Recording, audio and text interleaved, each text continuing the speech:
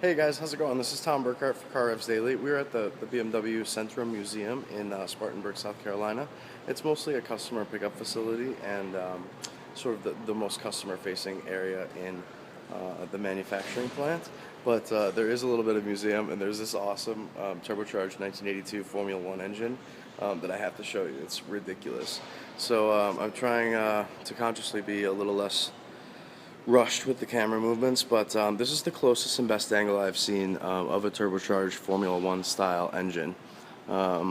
It's bananas. I mean, it's obvious. It's enormous. The intercoolers and radiators are nearly as large as the engine itself. As you can see, these are these huge blades here. So looks like it's a water-to-water cooler of some kind. And then we have this is an inline four-cylinder, which was purported to deliver as high as 1,400 horsepower, which is pretty remarkable. Something else that's funny in this little trivia packet is that they used a 1.6-liter inline four from the BMW 2002, and the ones they like to use were ones that had at least 100,000 miles on them, because that means the seals were all really bedded in, and it was able to withstand this huge boost.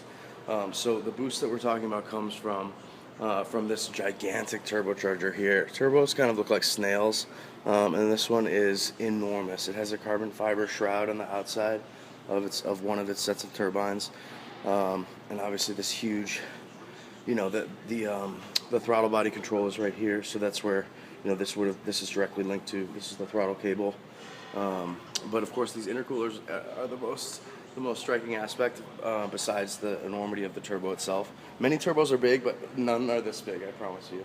So, but to deliver over 1,000 horsepower from a 1.5-liter engine, takes turbos as large as this. This is particularly relevant for the 2014 Formula One season, as turbocharging is back. Obviously, it's back in force on many road cars too, as direct injection and pairs hand in hand with sort of the last big step change in technology, which was electronic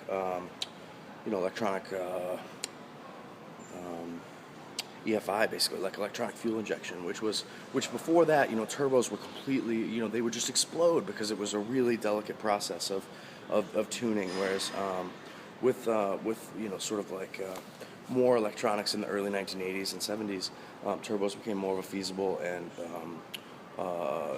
more of a durable option for Formula One, which has a reputation for destroying, whatever engine it runs. So some other things that are really remarkable with this car are, with this engine in particular, is the sheer size. I mean, it's a very small engine versus how big the the rear suspension cradle is, as well as this is the transmission down here in the back, as well as then. I think this car had a manual starter, so that they go up to it with the big pneumatic drill and go like to get it to start, because so that's the the transmission itself. This inboard suspension that we can see here obviously doesn't allow very much movement at all. These the tires have got to be 18 inches wide. They're at least 14s. They're as long as my arm. But back to the turbo itself. If we look at the turbo's output. So from this, this is where. So that the air comes, super cooled air comes through here through one of the intercoolers. The regular induction air would come through here in the throttle body, and it all gets spun around in this turbocharger and accelerated to thousands of miles an hour, where it's shot out of these manifolds. You can see, so the turbo the turbo piece here, giant turbo piece here, huge. This is one of the biggest turbos I've ever seen, and from there. This is the boost controller and a type of wastegate. So this obviously we see is